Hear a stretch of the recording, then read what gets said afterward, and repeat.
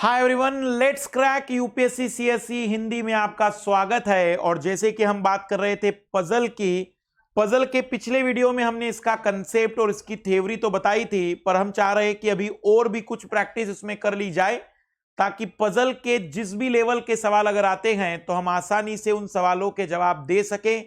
आज का जो टॉपिक होगा वो पजल के थोड़े से और टिपिकल सवालों की ओर होगा, और ये वो सवाल है जिसमें अधिकतर सवाल यूपीएससी ने पूछे हैं। इस साल ना सही, पिछले साल ना सही, कभी ना कभी यूपीएससी ने इस टाइप के सवालों को एग्जाम में पूछा है। तो आइए आज के क्लास की शुरुआत कर रहे हैं पजल में ही। हम बात कर रहे हैं पजल के सेकंड पार्ट की, जिसमें मोस्टली हम क्वेश्चनों की बातचीत करेंगे। सभी लोगों को पता होगा कि हमने जो बात कही थी हैं, साथ ही साथ अगर हम सिंपल सी बात आप लोगों से कहे तो अभी 1 ईयर और 2 ईयर का जो सब्सक्रिप्शन है अनअकैडमी प्लस का, ये जो सब्सक्रिप्शन 2021, 22 या 23 की भी अगर आप तैयारी कर रहे हैं तो मेरा सेशन है कि इस समय आपके पास एक बेहतर मौका है जब आप कंप्लीट प्रिपरेशन एक मिनिमम पेमेंट पे करके कर सकते हैं। 1 ईयर और 2 ईयर के सब्सक्रिप्शन का मतलब है कि 1 साल तक सारे टीचर, सारे एजुकेटर्स की क्लासेस देखने को आपको मिलेगा। 2 ईयर का मतलब है कि 2 साल तक आपको सारे टीचरों की क्लास देखने को मिलेगी। अगर आप लोग उसमें रिफर कोड यूज कर लेते तो आपको 10% का अतिरिक्त डिस्काउंट मिलेगा, और फाइनली 1 ईयर का सब्सक्रिप्शन 36,000 में और 2 ईयर का सब्सक्रिप्शन 57,600 में अवेलेबल होगा। उसके लिए आपको अनअकैडमी लर्निंग ऐप डाउनलोड करना पड़ेगा, जिसमें यूपीएससी सिविल सर्विस को टारगेट करना होगा। रिफर कोड यूज कर लीजिए तो आपको 10% डिस्काउंट, इसके अलावा कुछ एक्स्ट्रा डिस्काउंट आपको मिल सकता है। यदि आप लोगों ने कोई स्पेशल क्लासेस की होगी तो आपको कुछ क्रेडिट मिलते हैं, उन क्रेडिट के को भी आप यहां रिडीम कर सकते हैं और एक्स्ट्रा डिस्काउंट भी आपको मिल सकता है। बट मिनिमम अगर आप MK live refer code use करते हैं तो 36,000 में आपको 1 ईयर तक सारी क्लासेस अवेलेबल होगी। इस समय हमारा अनअकैडमी प्लस पर रिफर जो हमारा चल रहा है प्रोग्राम इकोनॉमिक्स का सेकंड पार्ट, अब थर्ड पार्ट स्टार्ट होगा, जिसमें अनएम्प्लॉयमेंट, पॉवर्टी, या फिर हम बात कर सकते हैं कि जितनी भी चीजें उसमें बची थी उसे हम कवर कर रहे हैं, और फिर हम आ जाएंगे इसमें इंटरनेशनल ऑर्गेनाइजेशन पर। तो आइए शुरुआत करते हैं पजल के हमारे पहले सवाल की ओर। यह सवाल 2018 में नाम बदलकर पूछा गया था, और यह सवाल हम हर बैच में करवाते थे, और मुझे उम्मीद थी कि यह सवाल कभी ना कभी यूपीएससी में कट पेस्ट होगा, और उसी का परिणाम है कि 2019 के पेपर में, 2018 के पेपर में यह सवाल एज इट इज आया था। ये देखते सवाल क्या हैं, केवल नाम बदले थे यूपीएससी ने। पॉल, मुश्ताक, आर्यन, वरुण 4 अलग अलग शहरों में पढ़ते हैं, मतलब 4 विद्यार्थी हैं। शहरों के नाम हैं हर्षनगर, नया नगर, जनक नगर और राजनगर। वे विज्ञान, कला, वाणिज्य, अभियांत्रिकी महाविद्यालयों में पढ़ते हैं, जो 4 अलग अलग राज्यों में उत्तराखंड, पश्चिम बंगाल, तमिलनाडु और महाराष्ट्र में स्थित है। तो 4 स्टूडेंट, 4 शहर, 4 कॉलेज और 4 राज्य, मतलब 4 चीजों का अरेंजमेंट है ये। अभी तक हमने जो अरेंजमेंट देखे थे वो 2 या 3 के थे, ये 4 चीजों का अरेंजमेंट है, और जानकारी भी बहुत कम है। पहला है कि वरुण तमिलनाडु में पढ़ता है। दूसरा है कला महाविद्यालय राजनगर में स्थित है, जो पश्चिम बंगाल में है। तीसरा है पॉल वाणिज्य महाविद्यालय में पढ़ता है। चौथा है मुश्ताक नया नगर में पढ़ता है, और 5वां है विज्ञान महाविद्यालय महाराष्ट्र में स्थित है। विज्ञान महाविद्यालय महाराष्ट्र में स्थित है। तो आइए शुरुआत कर रहे हैं हम इसी से। सबसे पहले तो हम स्टूडेंट्स के नाम लिख रहे हैं। पॉल, मुश्ताक, आर्यन और वरुण।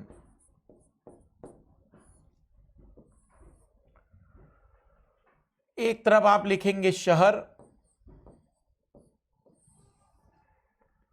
दूसरी तरफ आप लिखेंगे शहरों के बाद कॉलेज, महाविद्यालय,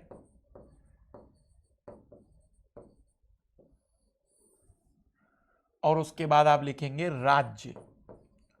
वैसे यहां कोई नकारात्मक जानकारी नहीं है, फिर भी आदत बनाए रखनी है कि नकारात्मक जानकारियों को हम फिल करते चलेंगे, नकारात्मक जानकारियों को हम भरते चलेंगे।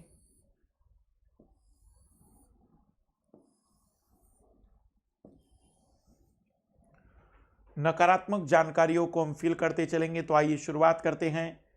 सबसे पहली और जानकारी हमारे पास है, वरुण तमिलनाडु में पड़ता है। तो वरुण के बारे में ये कंफर्म है कि उसका जो राज्य है वो तमिलनाडु है, उसका जो राज्य है वो तमिलनाडु है। कला महाविद्यालय राजनगर में स्थित है जो पश्चिम बंगाल में है। तो ये जानकारी किसकी ये तो नहीं पता, लेकिन कला राजनगर और पश्चिम बंगाल यही कॉम्बिनेशन होगा किसी न किसी के लिए। तो ये हिडन जानकारी है, इसे स्किप कर दीजिए, छोड़ दीजिए, बाद में देखेंगे। पॉल वाणिज्य महाविद्यालय में पढ़ता है। तो पॉल जो है वो वाणिज्य महाविद्यालय में पढ़ रहा है, कॉमर्स में पढ़ रहा है, वाणिज्य महाविद्यालय में पढ़ रहा है, कॉमर्स में पढ़ रहा है। मुश्ताक नया नगर में पढ़ रहा है। मुश्ताक का जो शहर है वो कन्फर्मली नया नगर है, नया नगर है। मुश्ताक का जो शहर है वो नया नगर है। और विज्ञान महाविद्यालय महाराष्ट्र में है। तो ये भी हिडन है, हमें नहीं पता कि ये किस व्यक्ति की है, लेकिन विज्ञान महाराष्ट्र में है, इस बात में कोई डाउट नहीं है।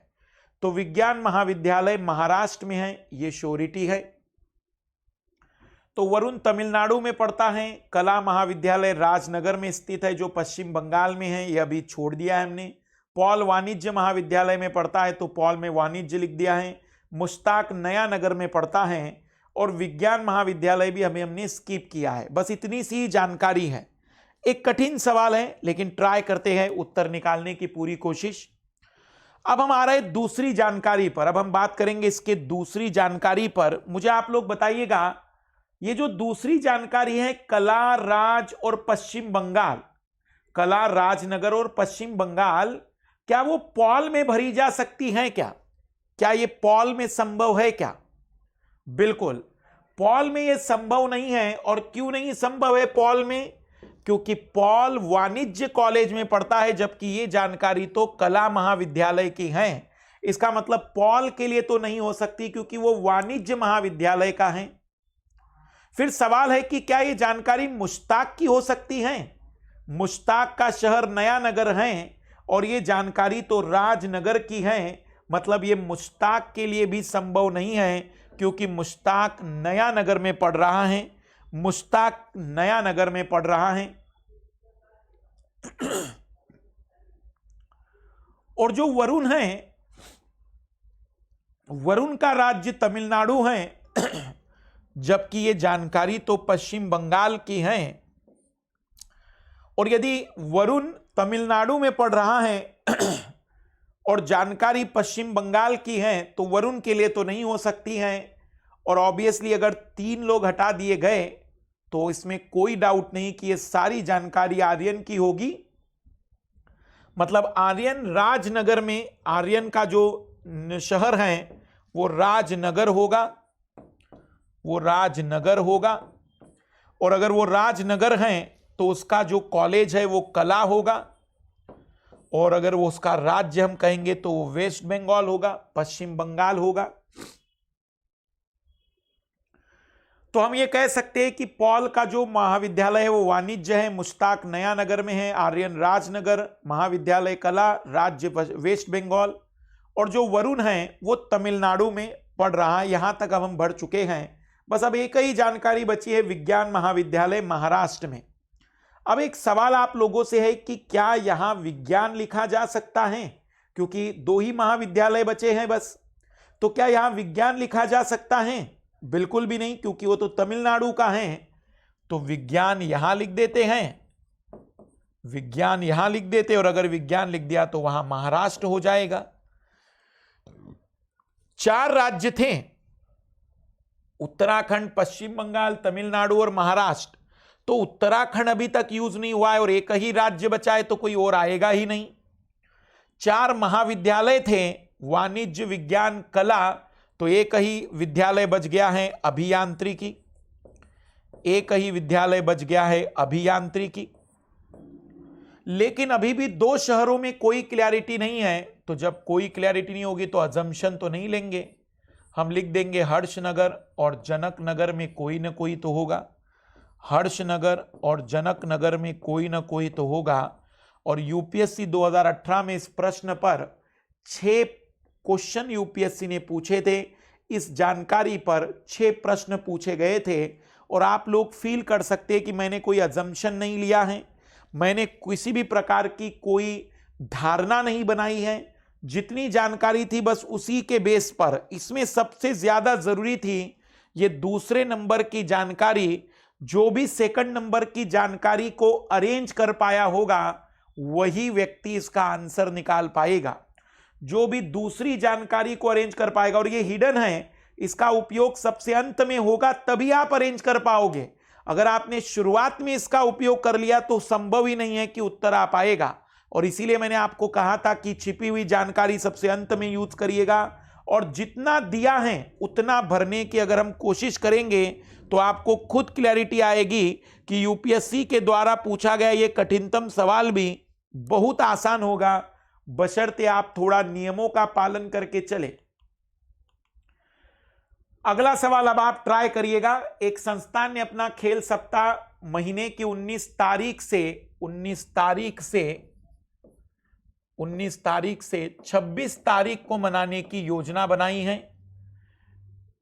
इस दरमियान 6 खेल खेले जाएंगे, cricket, badminton, table tennis, kho kho, hockey और फुटबॉल। हॉकी अंतिम दिन नहीं खेला जाएगा, मतलब 26 को नहीं खेलेंगे। टेबल टेनिस क्रिकेट के ठीक पहले खेला जाएगा। फुटबॉल न तो बुधवार को नहीं शनिवार को खेला जाएगा। गुरुवार और रविवार को कोई खेल नहीं होगा। खो खो सोमवार को खेला जाएगा। क्रिकेट और फुटबॉल में 2 दिनों का अंतराल होगा। 19 तारीख को बुधवार है। मैं थोड़ी सी मदद कर रहा हूं आपकी, बाकी आप ट्राई करिएगा इसमें। 19, 20, 21, 22, 23, 24, 25, 26। हम कहेंगे कि बुधवार, गुरुवार, शुक्रवार, शनिवार, रविवार, सोमवार, मंगलवार और बुधवार। तो 2 बुधवार आ गए, ये एक टेबल में बनेगा। दूसरी जगह पर खेल, क्योंकि 19 तारीख को यदि बुधवार बता दिया तो सारे दिनों के सारी तारीखों के दिन आ गए। और नकारात्मक, क्योंकि इसमें नकारात्मक बहुत जानकारी है, ट्राई करिएगा केवल एक ही सकारात्मक जानकारी, और सभी नकारात्मक जानकारी हैं, लेकिन फिर भी हम उत्तर निकाल पाएंगे इसी मेथड से बहुत ही आसानी से। करिए ट्राई।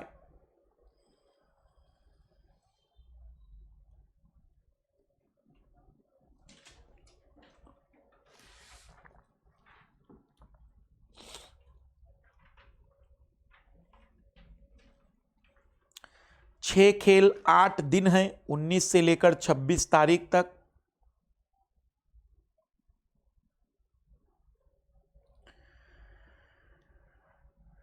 और केवल भरने की कोशिश करिए, जितना भी दिया हुआ है, पहले जितनी जानकारी आपको कन्फर्मली पता है सबसे पहले उसे भरिएगा। उसके बाद सोचिएगा।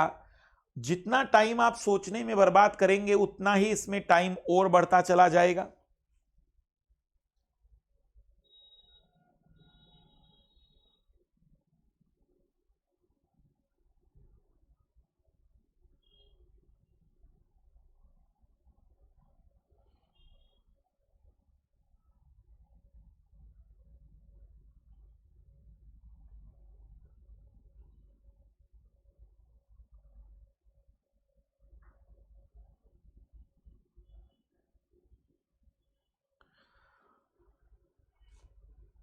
जितनी भी जानकारी है पहले उसी को भरिए, केवल जितनी जानकारी दी है उसी को भरने की कोशिश करिए।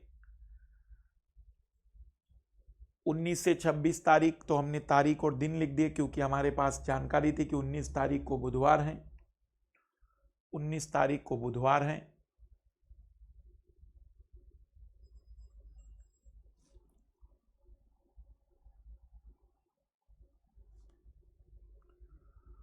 हॉकी अंतिम दिन नहीं खेला जाएगा, हॉकी अंतिम दिन नहीं खेला जाएगा। तो आइए सबसे पहले नकारात्मक जानकारी भर रहा हूं मैं कि हॉकी यहां पर तो संभव नहीं है, हॉकी अंतिम दिन नहीं खेला जाएगा, हॉकी अंतिम दिन नहीं खेला जाएगा। टेबल टेनिस क्रिकेट से ठीक पहले खेला जाएगा। हमें नहीं पता कि टेबल टेनिस कब खेलेंगे, लेकिन टेबल टेनिस जब भी खेलेंगे क्रिकेट से ठीक पहले ही खेला जाएगा। मतलब टेबल टेनिस क्रिकेट से पहले खेलना है, तो टेबल टेनिस क्रिकेट से पहले, तो क्रिकेट और उसके पहले टेबल टेनिस होना चाहिए, क्रिकेट और उसके पहले टेबल टेनिस होना चाहिए, क्रिकेट और उसके पहले टेबल टेनिस होना चाहिए। ये दूसरी जानकारी है, हिडन है। टेबल टेनिस क्रिकेट के पहले होना चाहिए। फुटबॉल ना तो बुधवार को नहीं शनिवार को खेला जाएगा, तो इसका मतलब फुटबॉल बुधवार को तो नहीं खेलेंगे, और बुधवार 2 हैं, तो दोनों बुधवार को फुटबॉल तो नहीं होगा, और न ही शनिवार को फुटबॉल खेला जाएगा, न ही शनिवार को फुटबॉल खेला जाएगा, न ही शनिवार को फुटबॉल खेला जाएगा। गुरुवार और रविवार को कोई खेल नहीं होगा, तो गुरुवार को कोई खेल नहीं होगा मतलब छुट्टी रहेगी, गुरुवार और रविवार को छुट्टी रहेगी। तो एक आइडिया लेने के लिए मैं लिख रहा हूं कि यहां पर भी फुटबॉल नहीं हो सकता, कोई खेल ही नहीं होगा तो फुटबॉल भी नहीं हो सकता। तो एक आइडिया लग रहा है कि फुटबॉल के लिए केवल 3 दिन बच रहे हैं, शायद पता चल जाए कहां होगा। फिर अगली जानकारी है कि खो खो सोमवार को खेला जाएगा, और अगर खो खो सोमवार को खेलेंगे तो वहां लिख दिया हमने कि खो खो सोमवार को, और सोमवार को अगर खो खो खेलेंगे तो फुटबॉल सोमवार को भी नहीं हो सकता है। इसका मतलब अब फुटबॉल के लिए केवल 2 ही दिन बचे हैं। अगला है कि क्रिकेट और फुटबॉल में 2 दिनों का अंतराल होगा, और यदि क्रिकेट और फुटबॉल में 2 दिनों का गैप होगा, क्रिकेट और फुटबॉल में 2 दिनों का गैप होगा, तो मुझे बताइएगा कि क्रिकेट और फुटबॉल में 2 दिनों का गैप, मान लेते हैं कि हम फुटबॉल इस दिन खेले, अगर हम फुटबॉल इस दिन खेलेंगे तो 2 दिनों का गैप ऊपर तो संभव नहीं है, और नीचे 2 दिनों के गैप पर तो खो खो हो रहा है जबकि क्रिकेट होना चाहिए। इसका मतलब ये वाला दिन फुटबॉल अगर खेलोगे तो एग्जामिनर की शर्त को पूरा नहीं कर सकते हैं। तो एग्जामिनर की शर्त अगर पूरी नहीं हो सकती है तो आखिरी बचा है एक ही दिन, और अगर यहां भी नहीं हो सकता है तो मतलब हमारा टेबल गलत है। फुटबॉल अगर हम यहां पर खेलेंगे तो 2 दिनों का गैप नीचे तो नहीं, 2 दिनों का गैप ऊपर कर सकते, और 2 दिनों के गैप पर अगर हम ऊपर करेंगे तो यहां पर आ जाएगा क्रिकेट, क्रिकेट पता चल गया। और क्रिकेट से 2 दिन, क्रिकेट का से जस्ट पहले दूसरी जानकारी, टेबल टेनिस क्रिकेट से ठीक पहले खेला जाएगा, क्रिकेट से पहले खेला जाएगा टेबल टेनिस, तो यह आ जाएगा टेबल टेनिस। अब बचे हैं 2 खेल, टेबल टेनिस हो गया, क्रिकेट हो गया, खो खो और फुटबॉल। अब बचा है हॉकी और हॉकी के साथ साथ बैडमिंटन। तो 2 दिन बचे हैं, और उसमें कहता है कि हॉकी यहां नहीं खेल सकते हैं, तो हॉकी शुरुआत में खेल लेंगे और बैडमिंटन हम लास्ट में खेलेंगे, बैडमिंटन हम आखिरी में खेलेंगे, बैडमिंटन हम आखिरी में खेलेंगे, तो बैडमिंटन हम आखिरी में खेल लेंगे। तो बैडमिंटन हम कहेंगे कि शुरुआत होगी हॉकी से, फिर छुट्टी होगी, फिर टेबल टेनिस, फिर क्रिकेट, फिर छुट्टी, फिर खो खो, फिर फुटबॉल और फिर बैडमिंटन।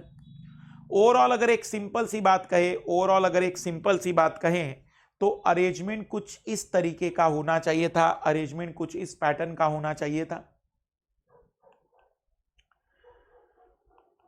आइए अब हम देख रहे और भी एक टिपिकल सवाल जो इसमें मुझे लगता है कि कई लोगों को तकलीफ दे सकता है PQRST VWZ, देखना अक्षर जानबूझकर गायब करते हैं कई बार एग्जामिनर। PQRST VWZ, U गायब है, XY गायब है। 3 अलग अलग गंतव्यों की यात्रा कर रहे हैं, दिल्ली, चेन्नई व हैदराबाद की। 3 अलग अलग गाड़ियों से, होंडा सिटी, स्विफ्ट डिजायर और Ford Ikon. Honda City, Swift Dzire, Honda City, Swift Dzire और फोर्ड आइकॉन।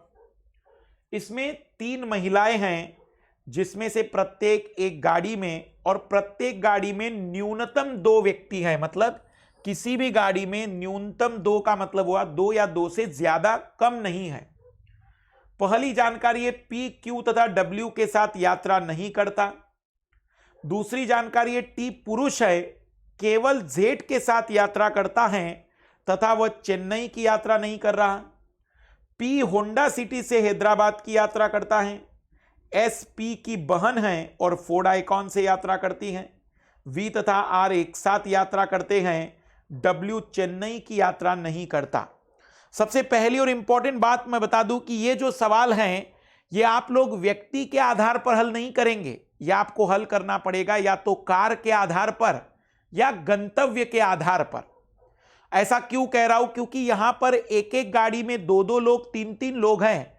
एक तरीके से ग्रुप बनाने वाली बात आ रही है। तो ऐसे सवाल जब ग्रुप बनाने के लिए 2-2, 3-3 की बात करेंगे, तो आप ग्रुप किस बेस पर बनाया जाएगा उसको बनाओ, या तो कार के बेस पर बनाओ या डेस्टिनेशन के बेस पर। एक कठिन सवाल है ये एक ऐसा सवाल है कि आपको अंदर से फील आ रहा होगा कि मैं अभी उत्तर निकाल दूंगा। मैं थोड़ी सी मदद कर रहा हूं, ट्राई करके देखिएगा, उत्तर ही नहीं निकल पाएगा। कठिन सवाल है। मैं दिल्ली, चेन्नई और हैदराबाद के आधार पर डायग्राम बना रहा हूं। दिल्ली, चेन्नई और हैदराबाद के बेस पर यहां लिखेंगे हम कार, यहां लिखेंगे हम व्यक्ति, यहां लिखेंगे हम नकारात्मक जानकारी। एक कठिनतम सवाल है, भले ही आपको लग रहा होगा कि बहुत ज्यादा कुछ भरना नहीं है, तो आप लोगों से मैं कह दूं कि शायद ही आप में से कोई इसका आंसर निकाल पाए। ट्राई करिए। दिल्ली, चेन्नई, हैदराबाद, कार, व्यक्ति, नकारात्मक, इन चीजों को थोड़ा समझिएगा। केवल जेड बहुत इंपॉर्टेंट जानकारी है, ये बहुत कुछ बता देगा। ट्राई करिए जरा इस सवाल को।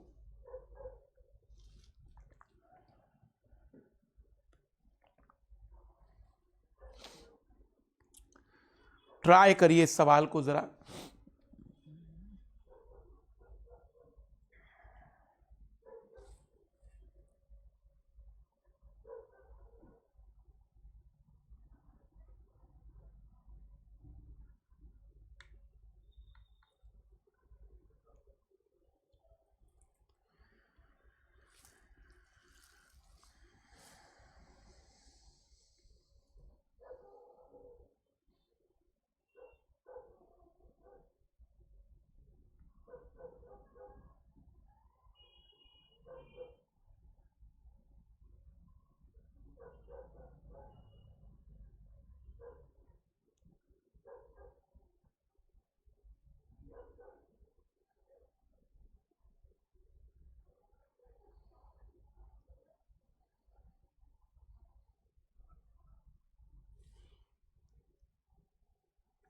बढ़िया सवाल है।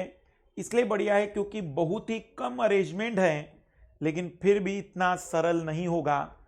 प्रत्येक गाड़ी में न्यूनतम 2 व्यक्ति हैं, प्रत्येक गाड़ी में न्यूनतम 2 व्यक्ति हैं।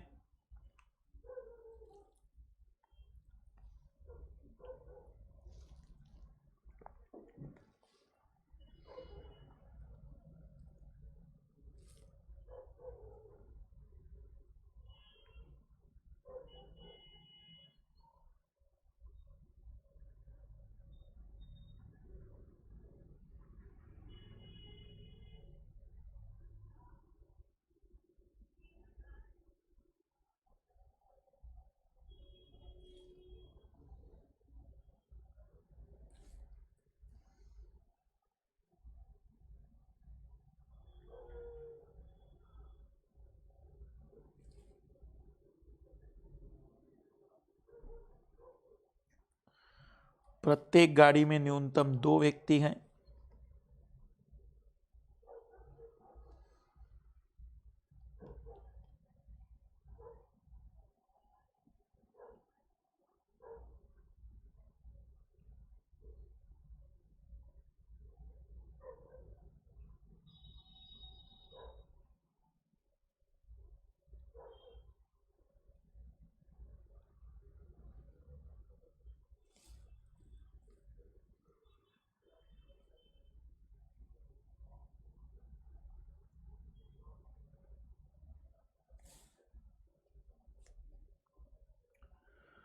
PQRST-VWZ 3 अलग अलग गंतव्यों की यात्रा कर रहे, दिल्ली, चेन्नई और हैदराबाद की 3 अलग अलग गाड़ियों, Honda City, Swift Dzire, Ford Ikon से। इसमें 3 महिलाएं, जिसमें प्रत्येक गाड़ी में न्यूनतम 2 व्यक्ति है। क्यू तथा डब्ल्यू के साथ यात्रा नहीं करता। क्यू तथा डब्ल्यू के साथ यात्रा नहीं करता। टी पुरुष है, केवल जेड के साथ यात्रा करता है तथा वो चेन्नई की यात्रा नहीं कर रहा है। आइए देखते हैं, मैं सॉल्व कर रहा हूं। सबसे पहली और इंपॉर्टेंट जानकारी जो यहां पर है कि आर क्यू तथा डब्ल्यू के साथ यात्रा नहीं करता, तो अभी तो कहीं हम नहीं बता सकते कि वो कहां यात्रा करेगा, लेकिन क्यू उसके साथ नहीं होगा और डब्ल्यू भी उसके साथ नहीं रहेगा। टी पुरुष है, केवल जेड के साथ यात्रा करता है। इसका मतलब हर गाड़ी में अगर एक महिला है, टी पुरुष है, तो जेड महिला होगी, क्योंकि इस गाड़ी में इन दोनों के अलावा कोई और नहीं है और वो चेन्नई नहीं जा रहे हैं। तो मैंने लिख दिया कि टी और जेड चेन्नई नहीं जा रहे हैं। गाड़ी में टी और जेड है, ये कंफर्म है, और वो चेन्नई नहीं जा रहे हैं, ये श्योर है। पी होंडा सिटी से हैदराबाद की यात्रा कर रहा है। होंडा सिटी से जाने वाला पहला व्यक्ति पी, और हैदराबाद मतलब होंडा सिटी जो गाड़ी है वो जा रही है हैदराबाद। होंडा सिटी जो गाड़ी है वो जा रही है हैदराबाद, और यदि होंडा सिटी जा रही है हैदराबाद तो पी व्यक्ति होंडा सिटी से हैदराबाद जा रहा है। मुझे एक बात बताना, आप लोग मुझे एक बात बताना, ये टी और जेड चेन्नई तो नहीं जाएंगे? क्या टी और जेड को मैं होंडा सिटी में बिठा दूं? क्या टी और जेड को होंडा सिटी में बिठा पाना संभव है? बिल्कुल भी नहीं। क्यों? क्योंकि टी और जेड की गाड़ी में तीसरा कोई नहीं था। इसका मतलब यह श्योर हो गया कि टी और जेड चेन्नई तो जा नहीं सकते थे, हैदराबाद में वो बैठ नहीं सकते हैं, तो निश्चित ही टी और जेड नामक जो व्यक्तियों का समूह है वो केवल और केवल दिल्ली की यात्रा कर रहा होगा, ये श्योर हो गया है। क्यों ऐसा कह रहा हूं मैं? क्योंकि चेन्नई तो उन्होंने मना कर दिया, हैदराबाद में वो नहीं जा सकते क्योंकि उनकी गाड़ी में उनके अलावा कोई और नहीं है, जबकि होंडा सिटी में पी ऑलरेडी बैठ गया है। केवल जेड के साथ यात्रा करता है, बहुत इंपॉर्टेंट। एस पी की बहन है और फोर्ड आइकॉन से यात्रा करती हैं, तो एस महिला है। क्या उस एस को मैं दिल्ली में बिठा दूं?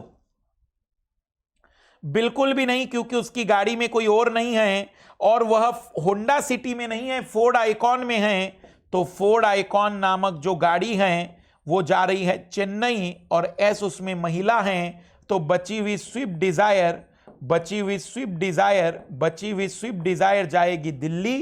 तो हमें पता चल गया कि स्विफ्ट डिजायर जा रही है दिल्ली, चेन्नई जा रही है फोर्ड आइकॉन, हैदराबाद जा रही है होंडा सिटी।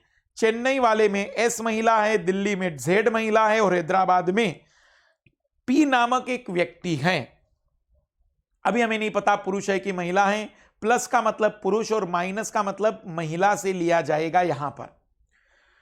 अगला है वी और आर एक साथ यात्रा करते हैं, हमें नहीं पता कहां की। डब्ल्यू चेन्नई की यात्रा नहीं करता है, तो डब्ल्यू अगर चेन्नई नहीं जाएगा तो वो दिल्ली तो जा ही नहीं सकता है। क्यों नहीं जा सकता? क्योंकि दिल्ली की गाड़ी में उन दोनों के अलावा कोई है ही नहीं। तो अब हमारे पास ये जानकारी है। फिर आगे था पहली वाली जानकारी, क्योंकि जानकारी खत्म हो गई। पहली वाली, आर क्यू और डब्ल्यू के साथ यात्रा नहीं करता है, तो आर डब्ल्यू के साथ नहीं तो फिर चेन्नई भेज दो, क्योंकि दिल्ली तो कोई और बैठ ही नहीं सकता है। और जिसमें आर आ जाएगा उसमें क्यू नहीं आ सकता है, तो क्यू को आप यहीं पर बिठा दो। आखिरी में है कि वी और आर एक साथ यात्रा करते हैं, तो आर जिसमें आ गया उसमें वी आ जाएगा। कंफर्मली हमें पता चला गया कि कौन सी गाड़ी में कौन है, लेकिन तीसरी गाड़ी में कौन महिला है इसमें कोई दावेदारी नहीं कर सकते हैं। तीसरी गाड़ी में कौन महिला है इसमें कोई श्योरिटी नहीं है, लेकिन दिल्ली जा रही है स्विफ्ट डिजायर, व्यक्ति है टी और जेड। चेन्नई जा रही है फोर्ड आइकॉन, व्यक्ति है एसआरवी। हैदराबाद जा रही है होंडा सिटी, व्यक्ति है पीडब्ल्यूक्यू, व्यक्ति है पीडब्ल्यूक्यू। तो दिल्ली, चेन्नई, हैदराबाद हम कहेंगे कि ये लोग हैं, शहर हैं जिसमें लोग 2 और 3 हैं, मतलब किसी गाड़ी में 2 है, किसी गाड़ी में 3 है, और गाड़ियों का भी पता चल गया। बस एक जानकारी नहीं है इसमें, तीसरी गाड़ी में कौन महिला होगी ये श्योर नहीं है, बाकी सब कुछ दिया हुआ था इसमें। इसी पैटर्न पर एक बढ़िया सवाल जो यूपीएससी 2004 का था, एक बार फिर सॉल्व कर रहा हूं। एक बार इसलिए क्योंकि ऑलरेडी मैंने एक बार करवाया है। अमित एक पत्रिका खरीदना चाहता है, उससे चुनने के लिए 4 पत्रिका उपलब्ध है जो विषय राजनीति, खेल, विज्ञान, फिल्म पर हैं।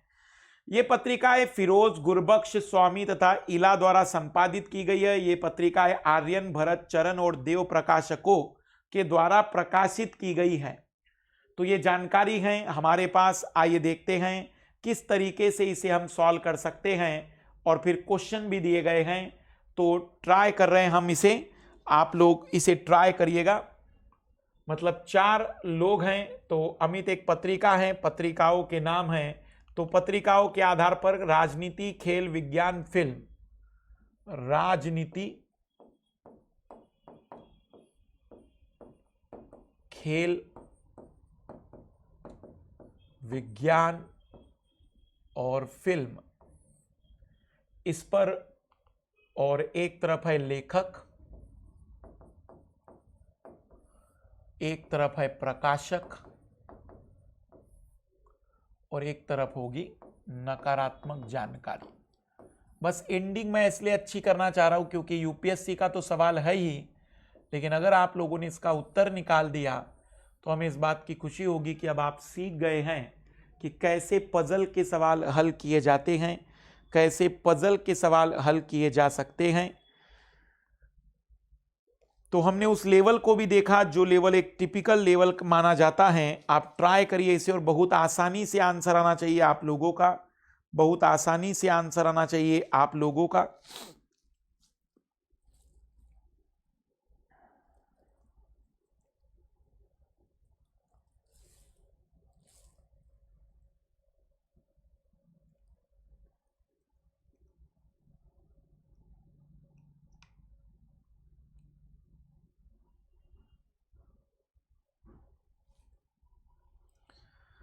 ट्राई करिए, इसमें ट्राई करिए, जितनी जानकारी है केवल भर दीजिए।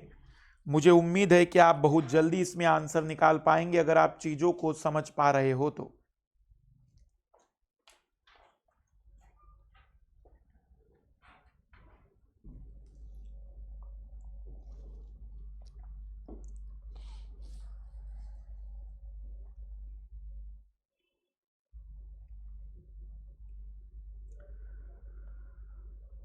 आइए शुरुआत कर रहा हूं मैं, इसी में शुरुआत कर रहा हूं मैं। पहली जानकारी है कि देव प्रकाशक ने फिरोज पत्रिका प्रकाशित की है। मतलब जो भी देव प्रकाशक हैं उसका राइटर फिरोज है, उसका राइटर फिरोज है। हमें नहीं पता वो कौन है अभी। राजनीति के विषय की पत्रिका आर्यन ने प्रकाशित की है, तो राजनीति का जो प्रकाशक है वो है आर्यन। राजनीति का जो प्रकाशक है वो है आर्यन। फिल्मों के विषय की पत्रिका स्वामी ने संपादित की है। फिल्म के विषय की जो पत्रिका है उसका संपादक लेखक स्वामी है, और उसने चरण से प्रकाशित नहीं किया है, तो चरण उसका प्रकाशक तो नहीं है, चरण उसका प्रकाशक तो नहीं है। और विज्ञान के विषय की पत्रिका का संपादन इला ने किया है, लेखिका इला है विज्ञान के लिए। बस इतनी सी जानकारी है। अब हम आते हैं हिडन पर, देव, प्रकाशक और फिरोज। क्या राजनीति में हम लिख सकते हैं, क्योंकि राजनीति का प्रकाशक आर्यन है। फिरोज विज्ञान और फिल्म का तो है ही नहीं, वो तो इला और स्वामी है। तो कंफर्मली खेल के लिए लिख देंगे हम कि लेखक है फिरोज और प्रकाशक है देव। चरण प्रकाशक यहां पर तो नहीं है, तो चरण प्रकाशक यहां होगा और भरत प्रकाशक यहां होगा। गुलबख्श यहां पर एक बच गया है व्यक्ति, तो गुलबख्श यहां पर आ जाएगा। ये यूपीएससी का सवाल है, आइए जवाबों को ढूंढने की कोशिश करते हैं। विज्ञान के विषय की पत्रिका को प्रकाशित किया है, विज्ञान के विषय की पत्रिका इला और चरण ने प्रकाशित की है, तो इला राइटर हैं और चरण प्रकाशक हैं। खेलों के विषय की पत्रिका को प्रकाशित किया है, खेलों के विषय की पत्रिका फिरोज ने लिखी और देव ने प्रकाशित की है, तो फिरोज ने संपादित की है, फिरोज ने संपादित की है। फिल्मों के विषय की पत्रिका को देव ने, फिल्मों के विषय की पत्रिका, फिल्म पर है स्वामी और भरत, स्वामी और भरत, तो भरत प्रकाशक ने प्रकाशित की है, स्वामी उसका लेखक है। राजनीति के विषय की पत्रिका, राजनीति के विषय की पत्रिका गुलबख्श और आर्यन है, तो गुलबख्श ने संपादित की है, आर्यन ने प्रकाशित की है। तो बढ़िया सवाल थे ये। अब मैं आपको एक नए लेवल की ओर लेकर जा रहा हूं, एक आखिरी लेवल है। वैसे कभी कभार सवाल आता है यूपीएससी में मंजिलों वाला, कि 5 मंजिला इमारत है जिसमें अलग अलग लोग रहते हैं। वैसे यूपीएससी भी 5 मंजिला पर पहुंची है। मैं शुरुआती 8 मंजिल से कर रहा हूं, क्योंकि मैंने इसमें एक ऐसा तरीका निकाला है कि आपको कभी मंजिलों के सवाल हल करने में तकलीफ नहीं आएगी। तो आइए देखते हैं मंजिलों वाला एक प्रश्न। JKLMNOPQ मित्र 8 अलग अलग मंजिलों पर रहते हैं। सबसे निचली मंजिल को पहली मंजिल कहा जाएगा, मतलब नीचे से ऊपर की ओर है, और फिर जानकारी हमारे पास है। तो जरा मेरी बात ध्यान से सुनना। पहला सवाल है, मैं हल कर रहा हूं और मैं सिखाना चाहता हूं। पहली निचला कोई मतलब आधार तल नहीं होता है, सीधा मंजिल कहा जाएगा। तो ये पहली मंजिलें हैं और ये व्यक्ति हैं जिनको हमें इनमें रोकना है। बस मेरी बात ध्यान से सुनना। मैं ये बताना चाह रहा हूं, अगर मंजिलों के सवालों के जवाब आप एक बार में ही हल करना चाहते हैं, तो मंजिलों पर जितनी संभावनाएं हैं, वो सारी संभावनाओं को आप अलग अलग चित्र में लेंगे, एक चित्र में मत लेना। बस जितनी संभावनाएं वो सब अलग अलग चित्र में लेंगे। अगर लगे तो एक साथ 2 चित्र बनाइए, 3 चित्र बनाइए, बहुत सरल होगा। मैं पहला सवाल हल करके दिखा रहा हूं। और ये कैसे पता चलेगा कि कितने चित्र बनेंगे, ये जानकारी से तय होगा। मैं ये बताना चाह रहा हूं कि जब भी आपको मंजिलों में संभावना लगे, तो उसी एक चित्र में सारी संभावनाएं मत लेना। जितनी संभावनाएं बन रही है उतने चित्र बना लेना। जैसे मंजिले व्यक्ति, और इसमें हम नकारात्मक जानकारी इधर लिख देते हैं, नकारात्मक जानकारी हम इधर लिख देते हैं। तो आइए देखते हैं कि कौन सी मंजिल पर कौन सा व्यक्ति रहेगा, और देखना मैं कैसे तय करूंगा कि कितने चित्र बनेंगे। जे 6वीं मंजिल पर रहता है। सबसे पहले क्लियर हो गया कि व्यक्ति जो जे है वो 6वीं मंजिल पर रहता है। तो मैंने जे को 6वीं मंजिल पर लिख दिया है, मैंने जे को 6वीं मंजिल पर लिख दिया है, जे को मैंने 6वीं मंजिल पर लिख दिया है। जे तथा एल के मध्य केवल एक व्यक्ति रहता है, यहां समझने वाली बात है। अब हो सकता है कि एल ऊपर रहता हो, क्योंकि ये नहीं बताया कि एल ऊपर है कि नीचे है। जे और एल के मध्य एक व्यक्ति रहता है, पर यहां एक और संभावना बन गई कि नीचे भी तो रह सकता है। तो अब आप इसी चित्र में नीचे मत बनाना, मैं इसी को सिखाना चाह रहा हूं कि आप दूसरा चित्र बनाना, और जिसमें यह मानना कि जे 6वीं मंजिल पर और एल 4थी मंजिल पर हो सकता है, क्योंकि या तो चित्र पहला सही होगा या तो दूसरा चित्र सही होगा। तो हम 2 चित्र एक साथ बनाएंगे। हो सकता है तीसरा बनाना पड़े, जनरली 2 ही बनाने पड़ते, हो सकता है तीसरा बनाना पड़े, पर घबराना नहीं। एक साथ जितने चित्र संभव हैं सब बना देंगे हम लोग। जे तथा एल के मध्य केवल एक व्यक्ति रहता है। ओ एल के ठीक निचली मंजिल पर रहता है। ओ एल के ठीक निचली मंजिल पर रहता है, ओ एल के ठीक निचली मंजिल पर रहता है, ओ एल के ठीक निचली मंजिल पर। अगर पहला चित्र सही है तो ओ 7वीं मंजिल पर, और यदि दूसरा चित्र सही निकला तो एल तीसरी मंजिल पर आएगा। अब आप सोचो कि अगर एक ही चित्र में आप सब कुछ करते ना तो कुछ ही समय के बाद आप खुद कंफ्यूज हो जाते कि आपने किसको कहां माना था। ओ तथा पी के मध्य केवल एक व्यक्ति रहता है, ओ तथा पी के मध्य केवल एक व्यक्ति रहता है, तो ओ यदि 7वीं मंजिल पर है तो पी नीचे आ जाएगा, और यदि यहां पर है तो पी यहां भी आ सकता है और पी यहां पर भी आ सकता है। ओ पी के ऊपर रहता है, जो ओ है वो पी के ऊपर रहता है, तो ओ पी के ऊपर रहेगा। तो ये जो पी हमने बनाया था ये हटा दे रहे हैं क्योंकि पी के नीचे ओ नहीं आना चाहिए, तो ओ पी के ऊपर रहता है। तो अभी भी पूरे दोनों चित्र बराबर हैं, सही हैं, क्योंकि वो सारे शर्तों को पूरा कर रहे हैं। के सम संख्या वाली मंजिल पर रहता है लेकिन दूसरी मंजिल पर नहीं। जो के है वो यहां तो नहीं होगा, तो वह पहले चित्र में सम संख्या यहां पर है, और दूसरे चित्र में अगर वो यहां पर नहीं रहेगा तो फिर के लिए केवल यही जगह बची है, क्योंकि बाकी सम संख्याएं भर चुकी हैं। तो यदि पहला चित्र सही है तो के 4थी मंजिल पर आएगा, दूसरा चित्र सही है तो के 6वीं मंजिल पर आएगा। के तथा क्यू के मध्य केवल 2 व्यक्ति रहते हैं, के तथा क्यू के मध्य 2 व्यक्ति रहते हैं, तो क्यू यहां पर आएगा और क्यू यहां पर आएगा, क्यू यहां पर आएगा।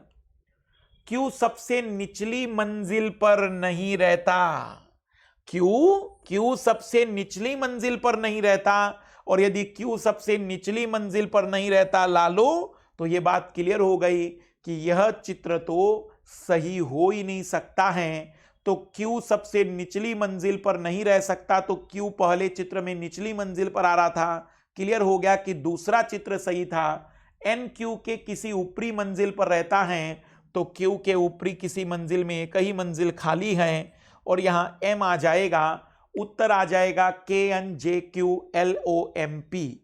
उत्तर से ज्यादा इंपॉर्टेंट है ये बात सीखना कि क्या आप लोगों को ये बात समझ में आ रही है कि ऐसे सवाल जहां मंजिलों की बातचीत आती है, मंजिलों के सवालों में जितने संभावित चित्र थे वो एक साथ बनाए जाते हैं। इसकी थ्योरी होती है कि जितने संभावित चित्र होंगे या जितने संभावित चित्र बन सकते हैं, यदि हम एक साथ बना ले तो गारंटेड कोई ना कोई एक उत्तर तो आपका सही होगा ही, इसमें कभी डाउट नहीं आ सकता है, बशर्ते आप सारी संभावनाओं को अलग अलग चित्र में लेंगे। यदि एक ही चित्र में संभावनाएं ले लेते तो आप सोचेगा कि 6वीं 7वीं डायग्राम जानकारी तक आप कंफ्यूज हो जाते कि हमने किसको ऑब्लिक माना था और किसको ऑब्लिक नहीं। मैंने पहला चित्र माना फिर दूसरा। यदि ये बात समझ में नहीं आई हो तो इस सवाल को अभी फिर से देखना पीछे जाकर, आपको और क्लैरिटी आ जाएगी। मंजिलों में कितना भी कठिन सवाल आ जाए, बहुत ही सिंपल सवाल होगा, बशर्ते आप लोग मेरी बात ये समझ पा रहे हो कि मंजिलों के सवाल में जितनी भी संभावनाएं हैं सब एक साथ ली जाती हैं, सब एक साथ ली जाएगी। तो पजल में आप इतनी बातों पर ध्यान दीजिएगा, पजल में आप इतनी बातों पर ध्यान दीजिएगा।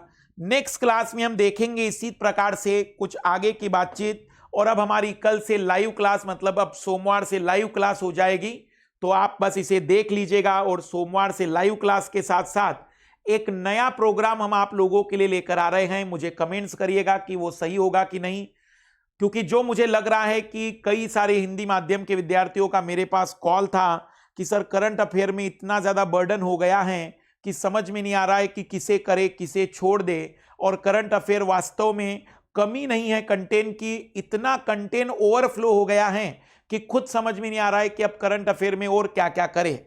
तो उन विद्यार्थियों को ध्यान में रखते हुए एक वीकली करंट अफेयर मैं शुरू करने जा रहा हूं।